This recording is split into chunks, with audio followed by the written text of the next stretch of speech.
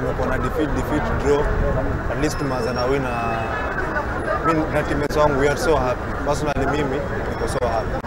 Coach akishafanya part yao ndio anatufunza scoring. So inafika point yenye individual anafahamu. So inafaa pale kufika pale watu wako mbele, ni composure anafaa kuwa nayo, ndio utapata hizo chances za kuscore. Hii ka ligi ni tona. Wacha tupure tupate bao. Hii cup ni yetu. Hii imeenda. Na wachezaji wangu hii imeenda.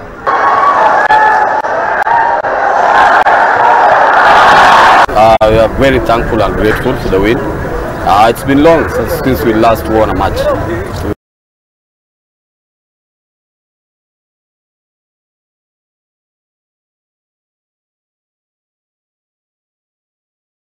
We were not playing well. It was that we were losing a lot of chances.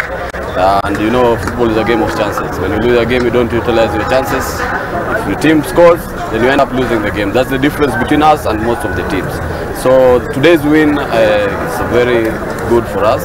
And we thank God, and we also thank the players for the win that they've given us today. We are playing against an academy. Normally the academy, they like playing stylish football, good football. So you also have to change the style because different games, different approaches. So today we had to approach the game that way. So long as we had the win. The win is what is most important. Thank you for the management for being patient with us. Then for the players also, now it's a wake-up call. So we've had a bad run. Now I think and I also pray that this is the moment that we're going to have a good run.